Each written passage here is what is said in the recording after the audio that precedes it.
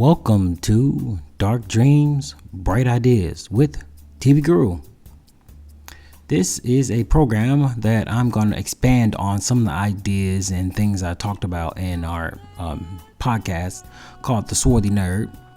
And the things I'm going to talk about is, as you can see in the logo, TV, movies, video games, music, and books. I'm just going to give y'all more of my information that I know. I've obtained a lot of information throughout the years of my life. I'm 32 years old, so I said I'm like old enough like that, but I'm pretty knowledgeable on a lot of things. So I thought, I could share some of the information I know, show it instead of just saying it, because I talk a lot in the podcast, but I want to show y'all. I really want to show y'all what I'm really talking about. So the first thing I'm going to talk about is memes. What is memes? I'm a huge science nerd. I love science. Not like a scientist, but I love science. So I thought I'll talk about some memes and why I'm even bringing it up in this first episode of this program. But first, our intro song to Dark Dreams, Bright Ideas is by the APX. They are from Atlanta. They are a couple, a married couple, black. And they are great with the funk music. Oh my God. They sound like they are old school funk music. It's really great. So I thought you guys and gals can listen to this and we'll get into this first program.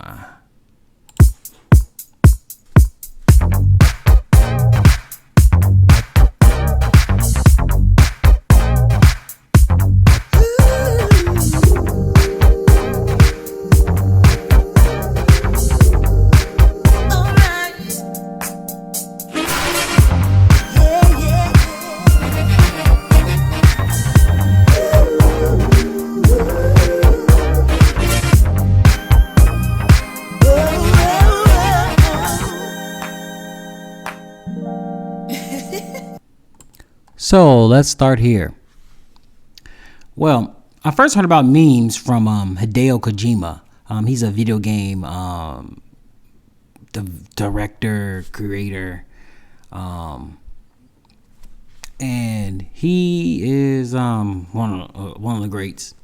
And he brought up memes, and I'm like, oh, that's dope. What it mean? But I didn't know it was from Richard Dawkins till a couple of years later. So I'll show y'all like a definition from the person who created it, Richard Dawkins. Let's see what y'all think. Talking about memes, and this was a concept you first came up with, nothing to do with the internet, of course, in 1976 in The Selfish Gene. 1976. Remind us what it meant in the first place originally. In The Selfish Gene, the sort of message, the main message was that Darwinian natural selection, which as you know is what gives rise to all of us, all living things, works on genes. It's the differential survival of genes, and genes are just an example of coded, digital actually, information. And I wanted to make the point that although the entire book had been based on genes as the basis for natural selection, genes are not the only thing that could have been made the basis of natural selection. On another planet it could be something quite different. The only thing it has to be is highly accurate information. That probably means digital information, because only digital information is that hi-fi. But then I wanted to say, well, maybe we don't have to even go to other planets to find an alternative to DNA.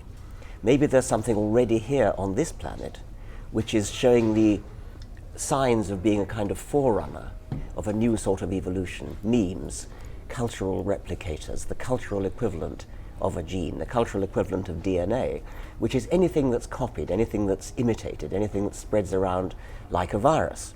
And I actually used the analogy of a virus as something like a tune that's catchy like a virus, catching. It spreads around the culture. I whistle it, you hear it, whistle it, you go out in the street, whistle it, somebody else hears it, whistles it. It spreads like a virus, and that's all you need in order to get natural selection going. So I called it a meme. So it doesn't exactly rhyme with gene, but it's sort of short and sounds vaguely similar. And How did you feel then when it got adapted for the internet age, which is almost its ultimate manifestation of what you're talking about? Yes, I mean, if I'd known about computer viruses in 1976, I would have used that as an example. The internet is a first-class ecology for memes to spread, and it's no wonder that the word meme has been taken up in the internet, because that's exactly what it is. When we say things are going viral, that's the very phrase I used in The Selfish Gene. So yes, it's not really a change. It's just a specific subset of the original idea of the meme. The intro to last year's Director Showcase was called Meet the Creator, so it feels like we've got some kind of balance here now. Okay, well, I'll have to be at that touche, yes. Okay, all right. Well, Richard Dawkins, thank you very much. Thank you very much. So that video sparked my interest, like, oh shit, that information can be passed down, you know, physically and digitally.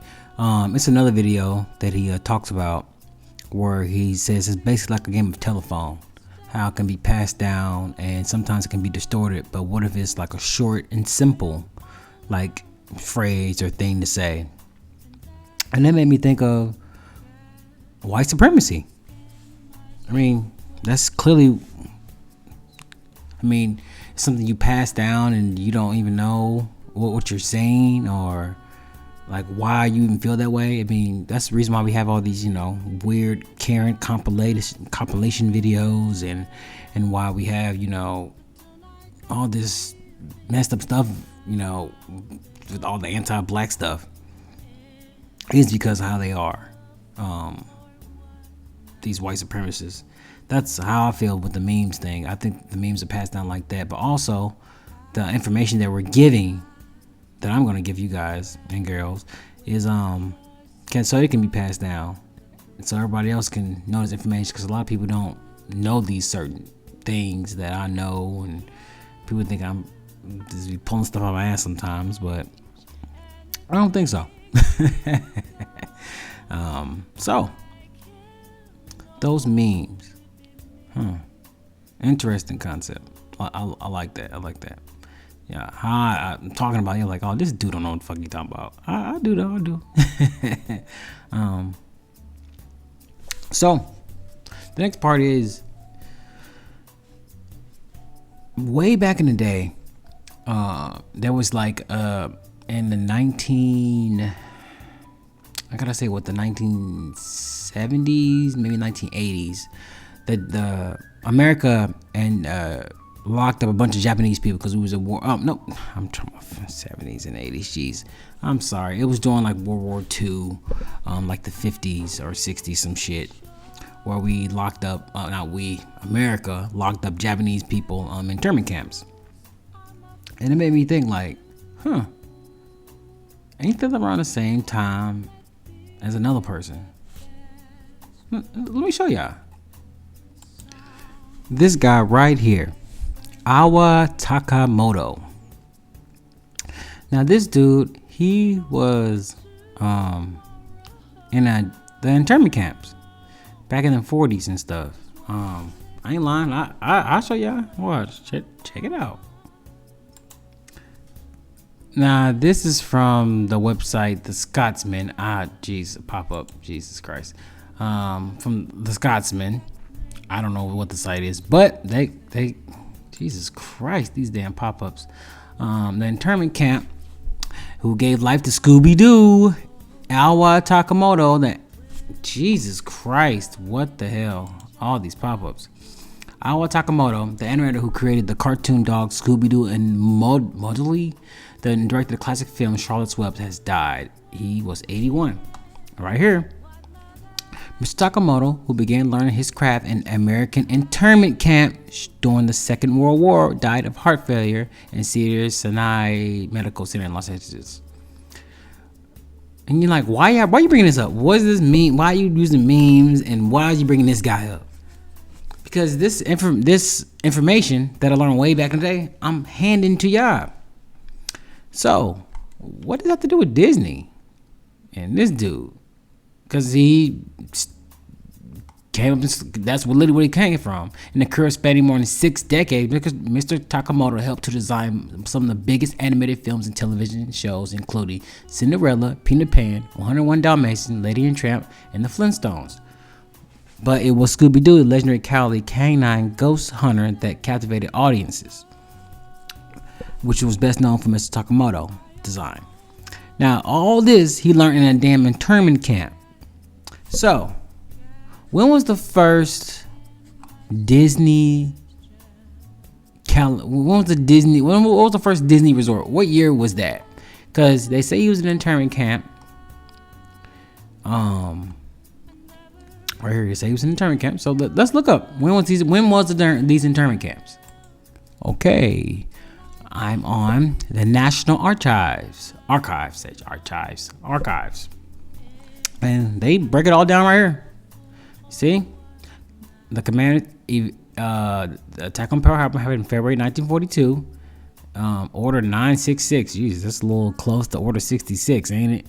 That commanders to evacuate all persons deemed a threat to the West Coast internment camps, and called relocation centers. And let's see. I'm gonna show y'all, man. They got photos of the whole thing. But here we go. On March 29, 1942, on the authority of Executive Order, Dwight issued a public proclamation, number 4, which began to force evacuation of detained Japanese Americans West Coast residents. It was on a 48-hour notice. Only a few days prior to the proclamation, March 21st, Congress has passed a public law 503, which made violation of the Executive Order 9066 a misdemeanor, punishable by the $5,000 fine.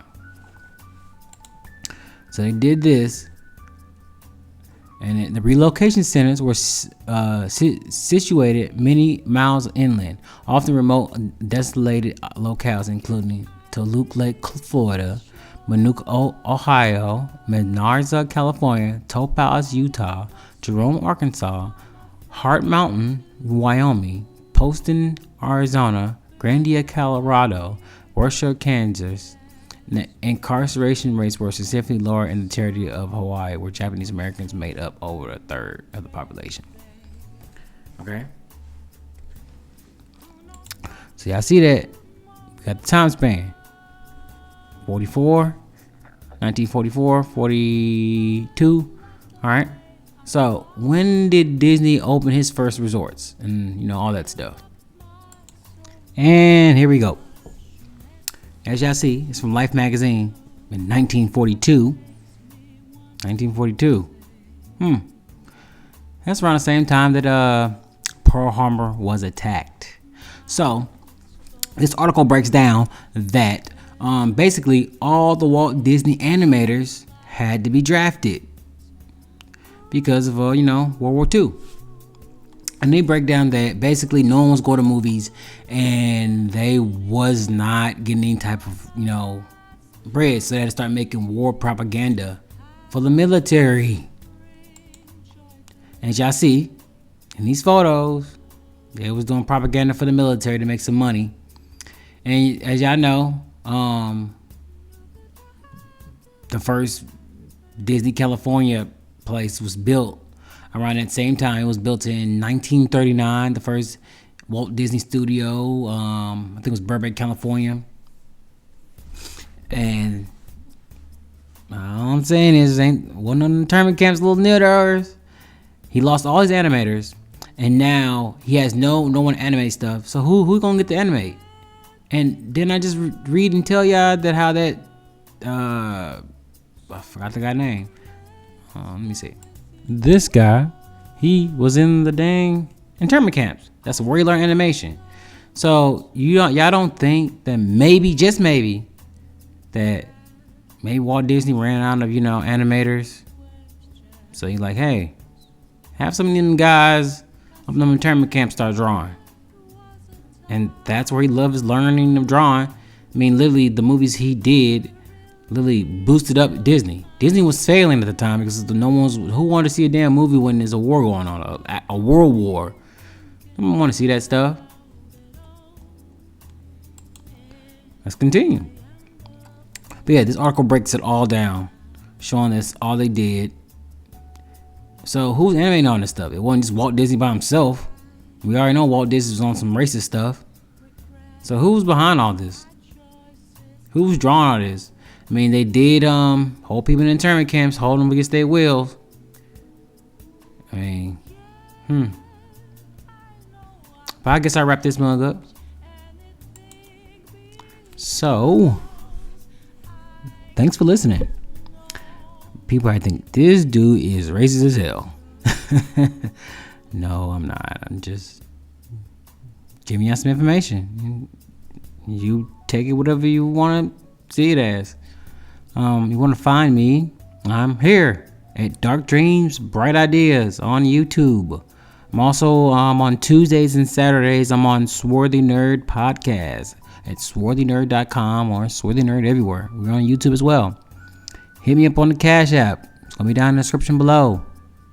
Support the brother. We see you in the next one.